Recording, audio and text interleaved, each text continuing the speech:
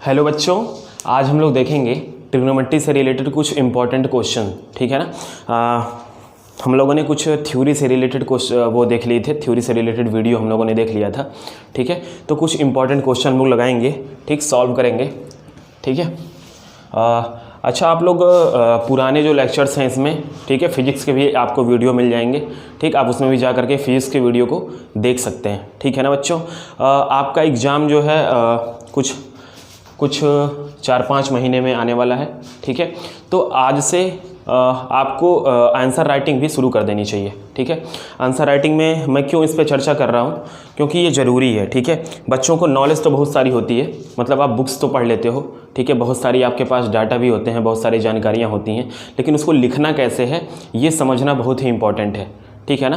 तो आज से आप नॉर्मल एक काम कर सकते हो कि अगर आपका फिजिक्स का कुछ चैप्टर्स ख़त्म है, आपका बायोलॉजी का कुछ चैप्टर्स ख़त्म है, आपके पास केमिस्ट्री के कुछ क्वेश्चंस ख़त्म है, चैप्टर्स ख़त्म है, तो आप कर क्या सकते हो कि प्रीवियस ईयर के क्वेश्चंस उठा करके, ठीक है ना, प्रीवियस ईयर के 20 क्वेश्चन उठाओ एक चैप्टर से, जैसे इलेक्ट्रिसिटी है। ठीक है, 20 क्वेश्चन उठाओ प्रीवियस ईयर के और उसको खुद से राइट करो। पढ़ने के बाद चैप्टर्स को पढ़ो या उन्हीं क्वेश्चंस को पढ़ो, याद करो, लर्न करो। ठीक है ना, और उसको लिखो, क्योंकि पढ़ना, ठीक है, अलग चीज़ है, नॉलेज लेना अलग चीज़ है, और नंबर पाना, एग्ज़ाम में नंबर पाना, ये दोनों में अलग अलग चीज़ें होती हैं। ठीक है ना, मतलब पढ़ाई करना अलग चीज़ हो गया, नॉलेज गेन करना, कितना पढ़ सकते हो, कितना बुक रीडिंग कर सकते हो, ठीक, बहुत सारे नॉलेज आपके पास रहेंगे, लेकिन एग्ज़ाम में नंबर अच्छा पाना ये अलग चीज़ है। इसके लिए आपको लिखना आना चाहिए। ठीक है, और लिखना तभी अच्छा आएगा जब आप धीरे धीरे क्या करोगे, आंसर राइटिंग की प्रैक्टिस करोगे।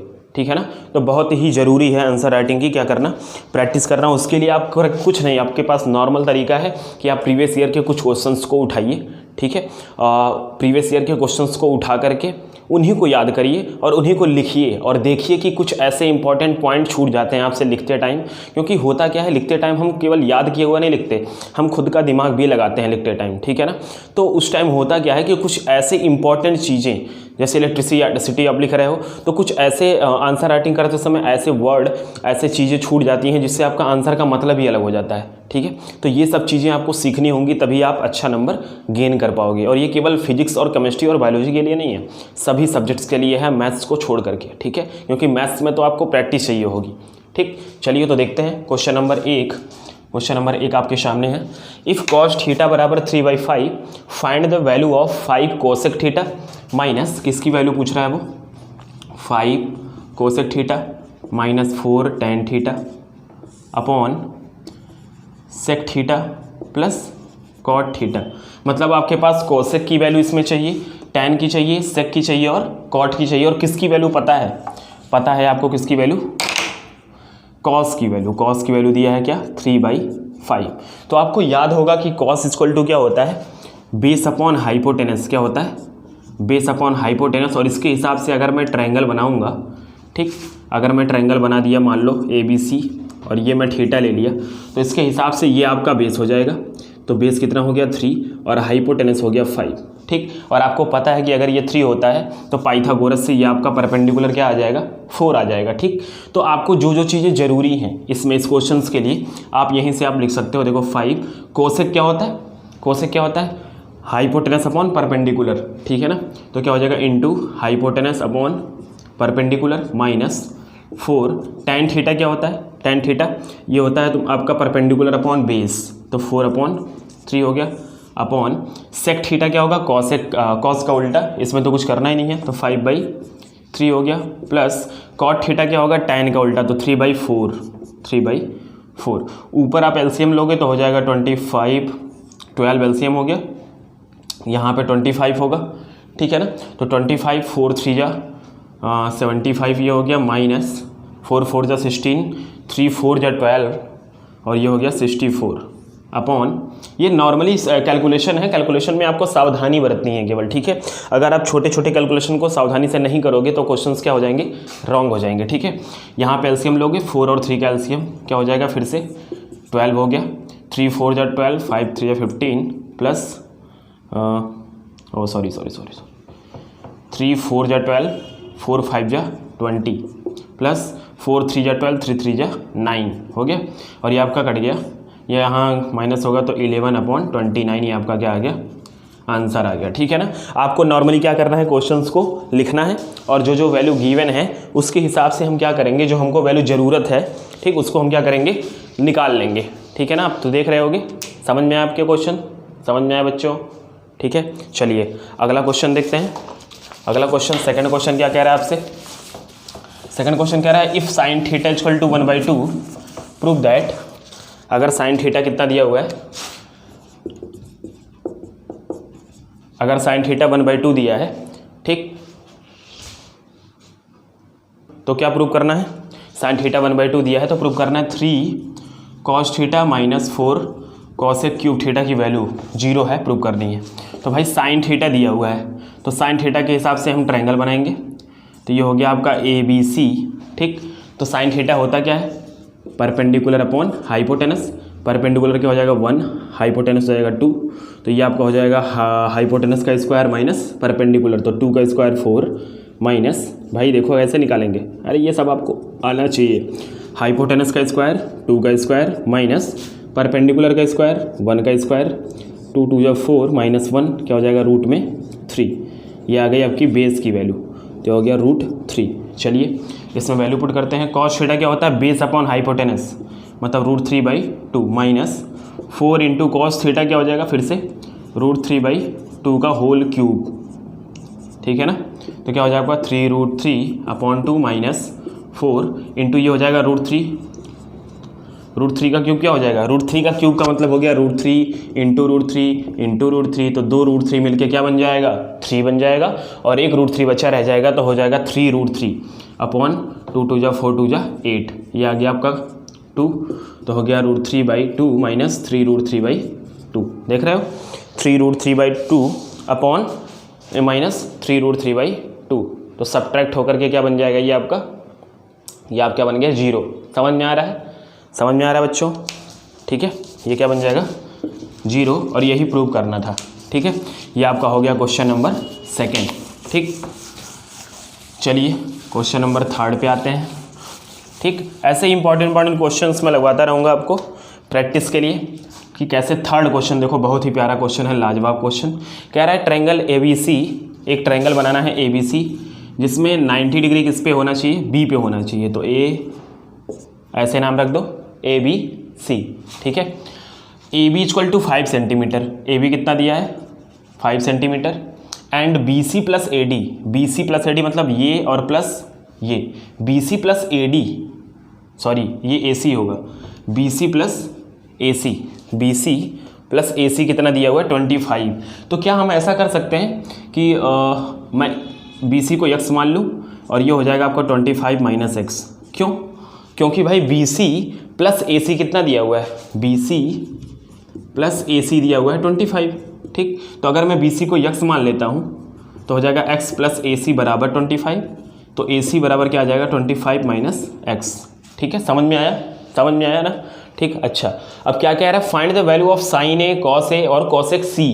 ठीक है, साइन A की वैल्यू निकालनी है, कॉस A की वैल्यू निकालनी है और कॉसेक C की वैल्यू निकालनी है। भाई कुल मिला जुला के हमको कॉसेक, साइन और कॉस की वैल्यू निकालनी है, उसके लिए हमको परपेंडिकुलर, बेस और हाइपोटेनस तीनों चाहिए होगा। ठीक है ना, तो उसके सबसे पहले तो हम क्या करेंगे, इस ट्रायंगल को सॉल्व करेंगे पाइथागोरस लगा के।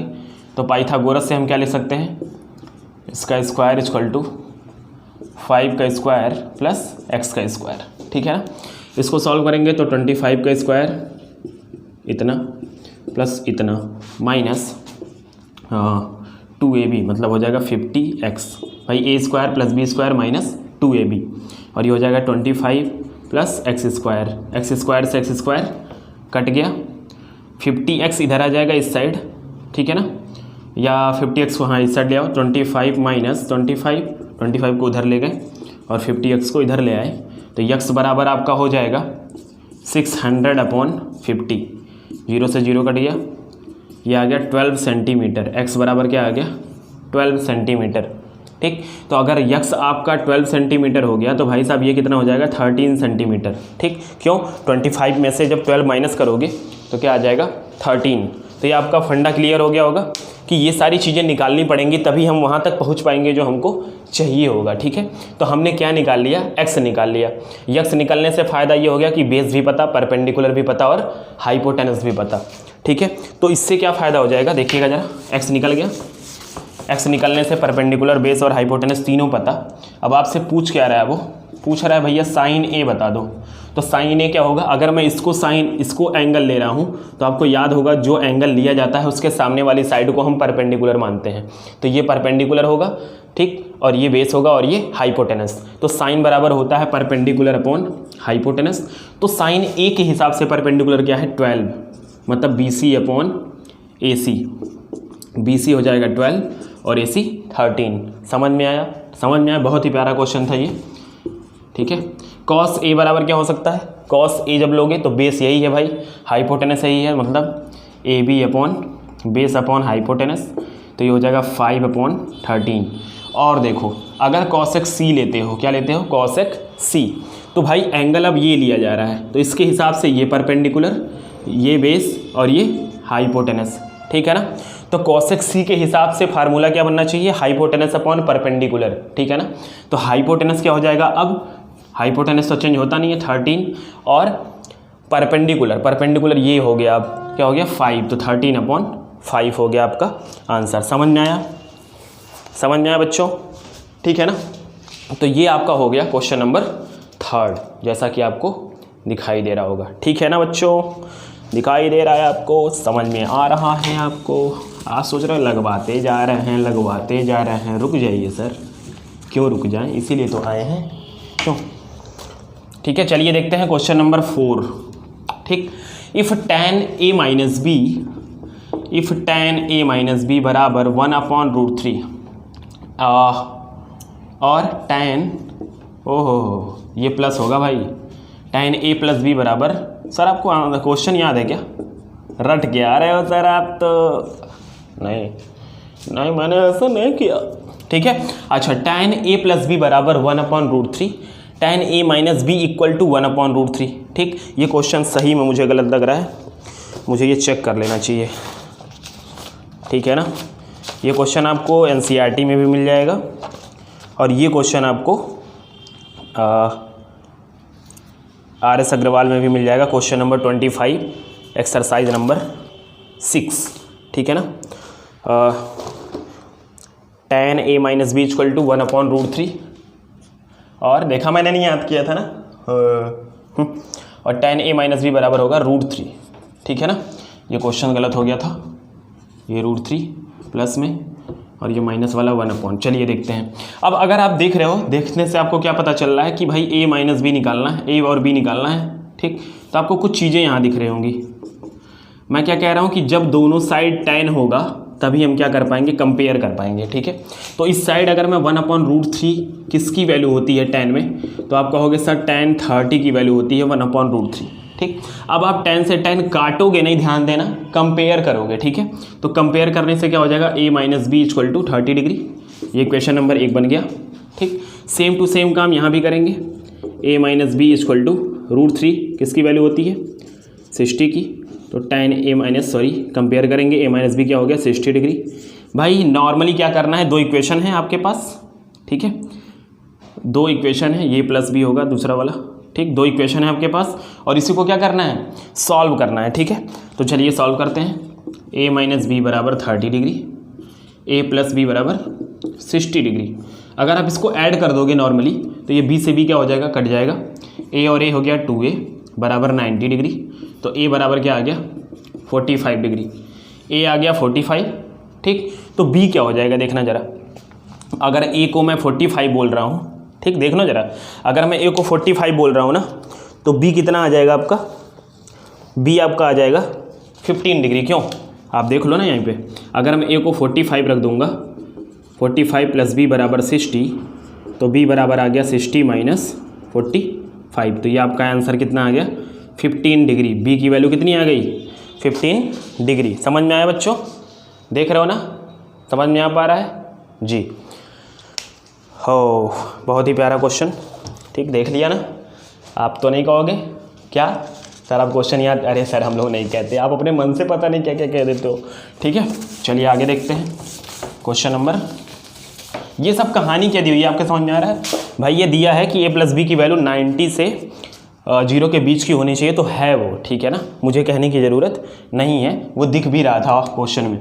चलिए अच्छा, वो क्यों कह रहा था? क्योंकि बहुत सारे ऐसे एंगल होंगे जिसके लिए इसकी वैल्यू √3 होगी और बहुत सारे ऐसे एंगल होंगे जिसके लिए इसकी वैल्यू 1/√3 होगी। तो आपको कुछ लिमिटेड की बात कर रहा है, इसीलिए इसने वो लिख के दे दिया है। हालांकि इसकी ज़रूरत नहीं थी क्वेश्चंस में, लेकिन लिख के इसलिए दिया है कि आप बड़े होगे, जब क्लास 11th में जाओगे ना, तो इसके बहुत सारे आंसर आएंगे। तो आप कहोगे आपको तो 10th में सर गलत पढ़ाया था हमने, इसलिए मैंने आगे ये लिख दिया। ठीक है ना बच्चों, याद के रखना।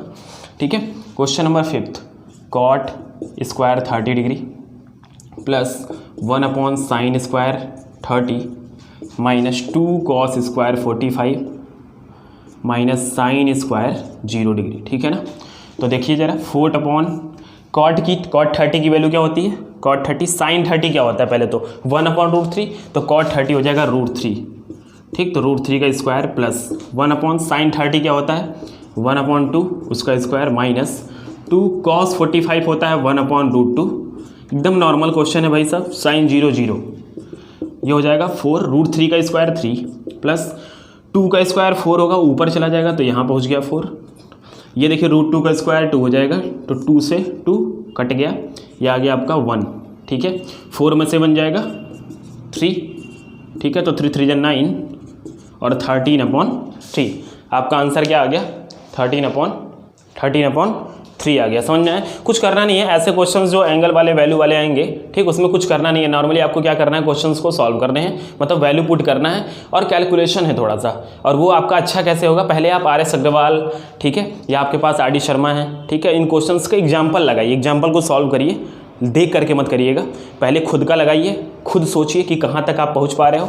ठीक, उसके बाद जब आपको चीज़ें लगे कि आप सही जा रहे हो, ठीक, तब आप ऐसे ही क्या करिए, प्रोसीड करिए क्वेश्चंस को। ठीक है, तो जब आप लगाओगे तो आपको कॉन्फिडेंस आएगा। एग्जाम्पल पहले लगाइए, फिर एक्सरसाइज पे आप आएंगे तो आपको बहुत ही अच्छा लगने वाला है। ठीक है बच्चों, ठीक, तो और क्वेश्चंस के साथ हम लोग मिलेंगे अगले वीडियो में। ठीक है बच्चों, थैंक यू, बहुत बहुत धन्यवाद आपका।